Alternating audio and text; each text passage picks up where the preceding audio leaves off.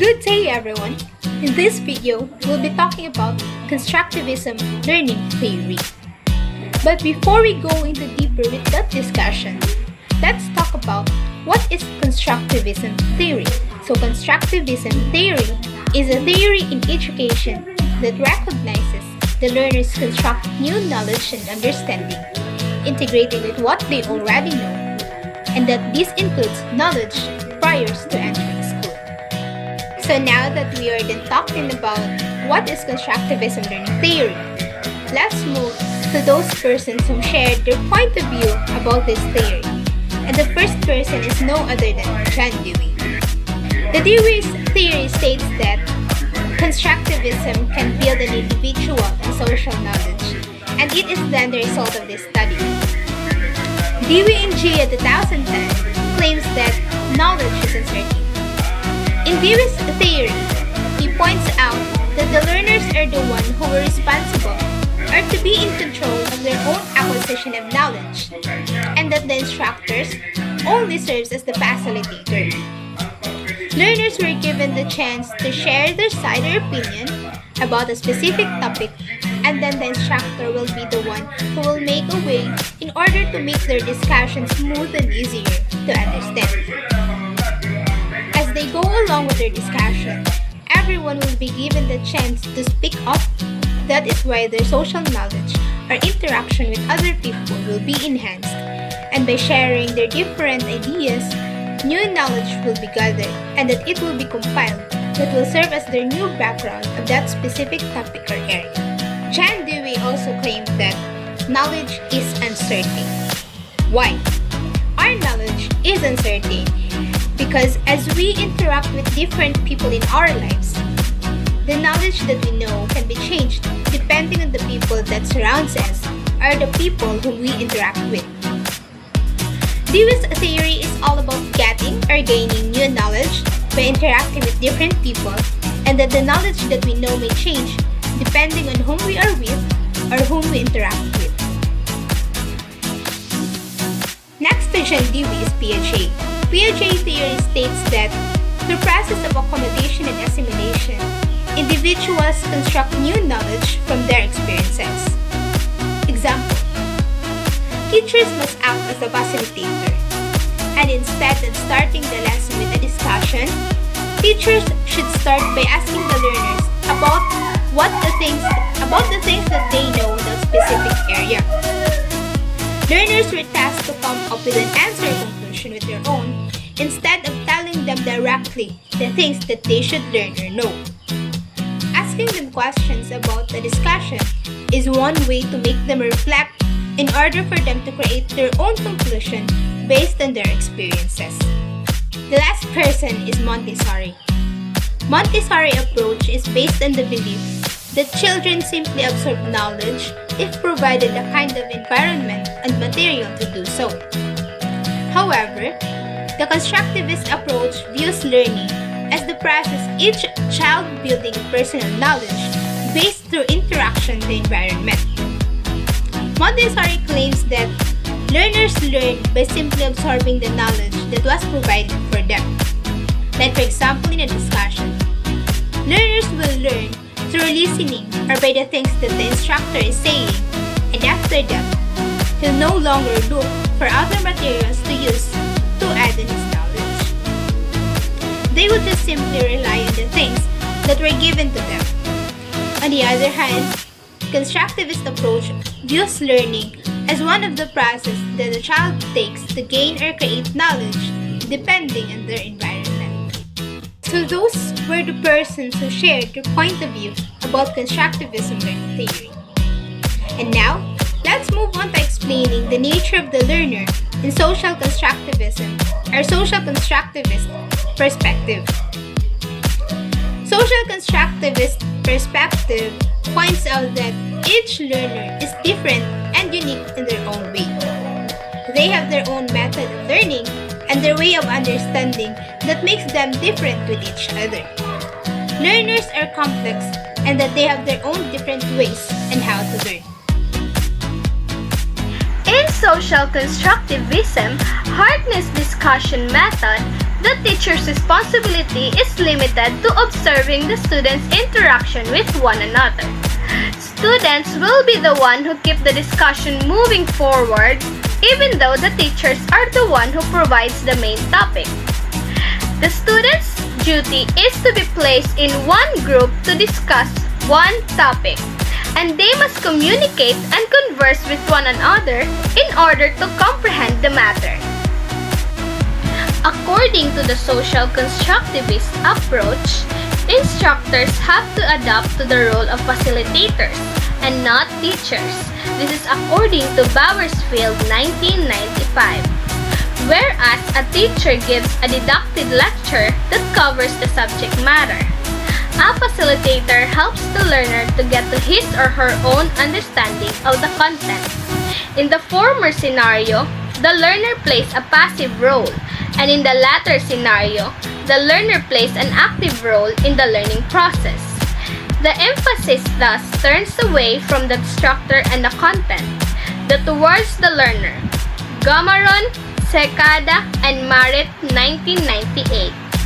This dramatic change of role implies that the facilitator needs to display a total different set of skills than a teacher. This is according to Brownstein 2001. And now, let's go to the constructivist classroom activities, wherein the first one is the reciprocal teaching or learning. It allows pair of students to teach each other. Examples of this are the brainstorming and debate. These allow students to exchange ideas and share it to others, and by doing it, they can all learn new things. The second one is the inquiry-based learning, or the IBL. It is a learning process that engages students by making real-world connections through exploration and high-level questioning. It is an approach to learning that encourages students to engage in problem-solving and experiential learning. Examples of this are project sharing and information retrieving. Third one is the problem-based learning. The idea of PBL is similar to IBL. Learners acquire knowledge by devising a solution to a problem. PBL differs from IBL in that PBL activities provide students with real-world problems that require students to work together to devise a solution. As the group works through the challenging real-world problem, learners acquire communication and cooperation skills in addition to knowledge. Examples of this are working in teams and managing projects and holding leadership roles.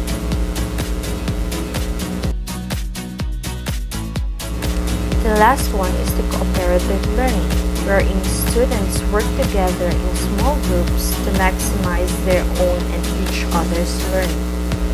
Cooperative learning differs from typical group work in that it requires interdependence among group members to solve a problem or complete an assignment. Examples of this are jigsaw and tea party.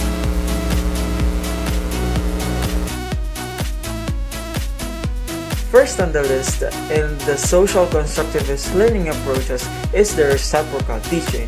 It is a type of instructional activity in which the teacher and students engage in a dialogue about this next segment in order to construct the meaning of the next text. Reciprocal teaching is a reading technique that believes to improve students' reading comprehension. The example of this reciprocal teaching approach is when the teacher might read an excerpt aloud, recall the steps, and demonstrate how to use summaries one day, clarifying the next, and etc. And finally, all at once. Second on the list in the social constructivist learning approach is the cooperative teaching. It is the division of labor among educators to plan, organize, instruct, and assess the same group of students, usually in the same classroom. and often with a strong emphasis on those teaching as a team, complementing one another's specific skills or another's strengths. Like for example, a jigsaw game. So, a jigsaw game is a popular cooperative learning activity used by the teachers in which each student is required to research one section of the materials and teach them or teach it to the rest of the group. Next on the list is the situated learning approach, which claims that the students are more likely to learn when they are actively participating in the learning experience. For example, cooperative internship that allows the students to be immersed in the workplace. Next, field trip in which the students can experience the work environment. Next, laboratory settings where students actively participating in the book activities. Next, the physical education and musical practices, which offers an identical scenario to real-life situation or events such as a sports training and concert. And last on the list is the anchor instruction. It is a technology-centered learning approach that adheres to the social constructionism diagram. It is a type of situated learning that emphasizes problem solving within the integrated learning context that can be examined from the various angles. Like for example, a video-based format, narrative with realistic problem, generative format, like for example, the story ends and the students must generate the problem to be solved, and next, embedding the data design, and lastly, link across the curriculum. Explain the 5 principles of constructivism. First is, teachers seek and value students' point of view. Unlike traditional teaching where students are expected to provide the one right answer the teacher is looking for, in a constructivist classroom, students are encouraged to elaborate on their ideas and use evidence to bolster their opinions. Through supportive questioning, teachers can get students to communicate what they are thinking and why. The second principle of constructivism is, classroom activities challenge students' assumption. Through constructivism, students are encouraged to explore an aspect of something that they haven't tried or thought about before. Whether it's a new product such as writing a screenplay instead of an essay or a new point of view. Constructivist teaching is all about challenging and broadening students' views. The third principle of constructivism is, teachers pose problems of relevance. Constructivism is about exploring complex and real-world problems that allow students to engage with the material. Tying learning to ideas or problems that relate to the students' lives and interests can help bolster their motivation to learn and deepen their understanding about the material. The fourth principle of constructivism is, teachers build lessons around big ideas. There are certain essential concepts that students need to learn, such as understanding cause and effect, critically analyzing documents, or inquiry-based exploration. Lessons in constructivist classrooms are built to encourage mastery of this essential concept of ideas. The fifth and last principles of constructivism is, teacher assess learning in the context of daily teaching. Traditionally, teacher gives information for a certain amount of time and then hand out a test to see if the students learned the content. In a constructivist teaching, assessment is about spending time every day focusing on what still needs to happen for students' success. Assessments are often authentic and in the moment, such as discussion, questions, or collaborative projects.